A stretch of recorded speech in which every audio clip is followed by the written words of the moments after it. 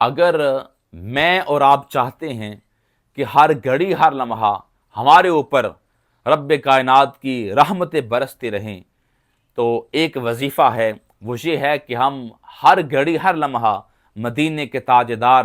آمینہ کے لال، احمد مجتبیٰ حضرت محمد مصطفیٰ صلی اللہ علیہ وآلہ وسلم کی ذات اقدس پر درود پاک بھیجتے رہیں۔ حدیث پاک میں آتا ہے کہ جو بندہ ایک بار درود پاک پڑھتا ہے، اللہ تبارک و تعالیٰ اس پر اپنی 10 رحمتیں نازل فرماتا ہے، اس کے 10 گناہ معاف فرماتا ہے، اس کے نامہ اعمال کے اندر 10 نیکیاں درج فرماتا ہے، اور اس کے 10 درجے بلند فرماتا ہے۔ یعنی ایک بار درود پاک پڑھا ہے تو اتنی زیادہ برکت حاصل ہوئی ہے۔ اور ایک حدیث پاک میں آتا ہے جو بندہ ایک بار درود پاک پڑھتا ہے اس پر اللہ تبارک و تعالی 10 مرتبہ اپنی رحمت نازل فرماتا ہے، اور جو بندہ 10 مرتبہ درود پاک پڑھتا ہے اس پر اللہ تبارک و تعالی 100 رحمت نازل فرماتا ہے، اور جو بندہ 100 مرتبہ درود پاک پڑھتا ہے اس پر اللہ تبارک و تعالی 1000 مرتبہ رحمت فرماتا ہے، اور جو بندہ 1000 مرتبہ درود پاک پڑھتا ہے، میرے کریم آقا صلی اللہ علیہ وآلہ وسلم نے فرمایا وہ تب تک دنیا سے جائے گا نہیں جب تک اپنا ٹھکانہ نہ دیکھ لے۔ بلکہ ایک روایت میں آتا ہے جو بندہ 1000 مرتبہ ہر روز درود پاک پڑھتا ہے تو میرے کریم آقا نے فرمایا وہ میرے کندھے کے ساتھ کندھا ملا کے میرے ساتھ جنت میں داخل ہو جائے گا۔ اس واسطے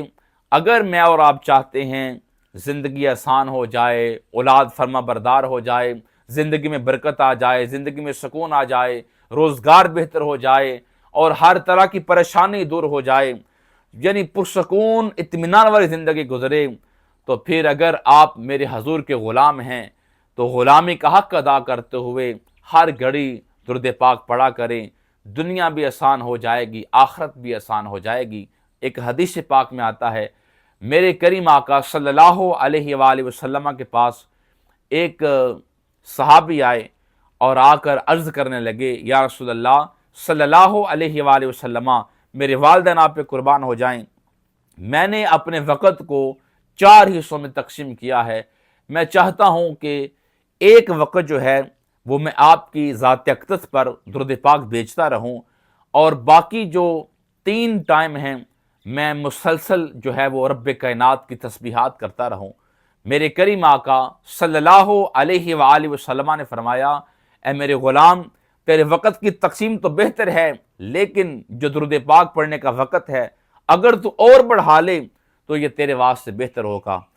وہ صحابی کہنے لگے، یا رسول اللہ صلی اللہ علیہ وآلہ وسلم، پھر میں ایسا کرتا ہوں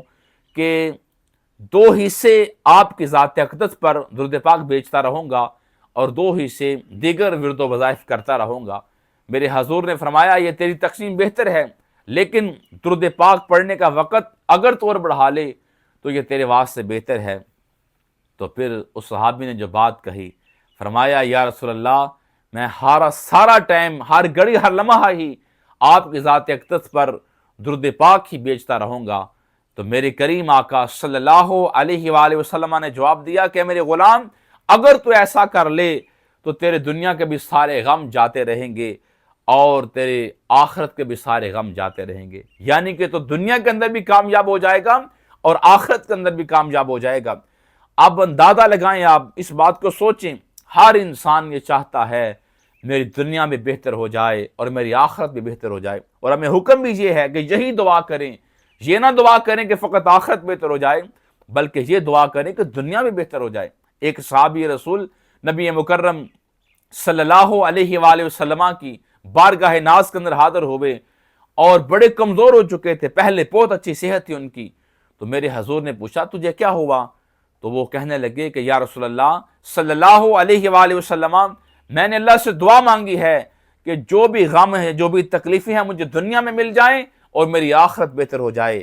یہ بات میرے حضور نے پسند نہ فرمائی، بلکہ یہ فرمایا کہ تو نے یہ دعا کیوں نہیں کی، ربنا آتنا فی الدنیا حسنۃ وفی الآخرۃ حسنۃ وقنا عذاب النار۔ فرمایا یہ دعا کیوں نہیں کی کہ یا اللہ میری دنیا بھی آسان فرما، میری آخرت بھی آسان فرما۔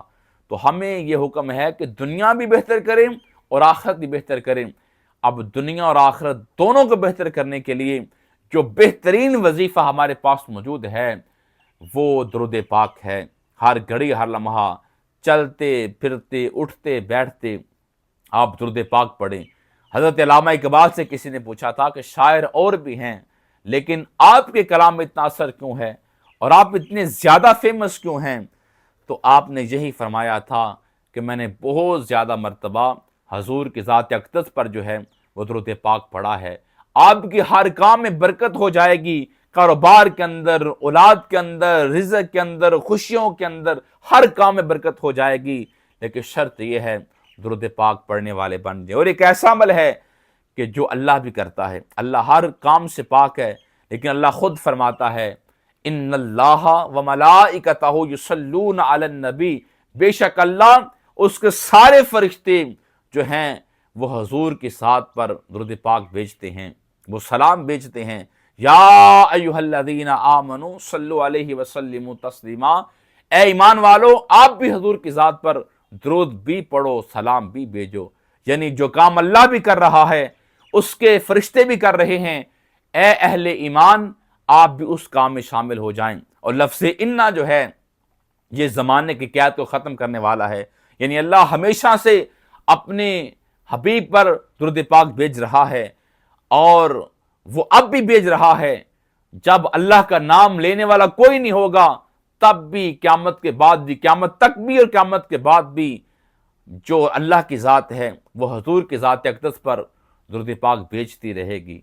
اس واسطے اتنا برکت والا کام، اتنی سعادت والا کام مجھے بھی کرنا چاہیے، آپ کو بھی کرنا چاہیے،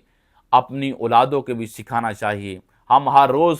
کتنی فضول باتیں کرتے رہتے ہیں، کبھی ٹیلی فون پر، کبھی دوستوں میں بیٹھ کر، کبھی اچھی باتیں منہ سے نکالتے ہیں، کبھی بری باتیں منہ سے نکالتے ہیں۔ تو بہتر نہیں ہے کہ اگر ہم درود پاک پڑھنے کے عادی بن جائیں گے، ایک تو ہمارے درجے بلند ہوں گے، گناہ معاف ہوں گے، نیکیاں ملیں گی، اللہ رحمت فرمائے گا۔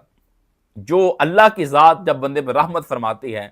وہ سارا دن جب درود پاک پڑھے گا تو سارا دن اللہ کی رحمتیں نازل ہوتی رہیں گی۔ جب سارا دن بندے پر اللہ کی رحمت نازل ہوتی رہے گی، پھر مجھے بتاؤ کیسے اس بندے پہ زوال آئے گا، کیسے اس بندے پر زوال آئے گا؟ اللہ کی رحمت سے بڑھ کر کیا چیز ہے؟ وہ اپنے محبوب پر بھی درود پاک بھیجتا ہے، یعنی اللہ کا درود بھیجنا اللہ کی رحمت ہے۔ وہ اپنے حضور پر بھی رحمت بھیجتا ہے اور حضور کی امت پر بھی رحمت بھیجتا ہے۔ اور پھر ایسا عمل ہے 70,000 فرشتے صبح اور 70,000 فرشتے شام روضہ مبارک پر جو ہے وہ آ کر حاضری دیتے ہیں، درود پاک پیش کرتے رہتے ہیں۔ تو میری رب کائنات کی بارگاہ میں دعا ہے اللہ تبارک و تعالیٰ مجھے اور آپ کو ہر گھڑی ہر لمحہ درود پاک پڑھنے کی توفیق عطا فرمائے۔ وما علینا الا البلاغ المبین۔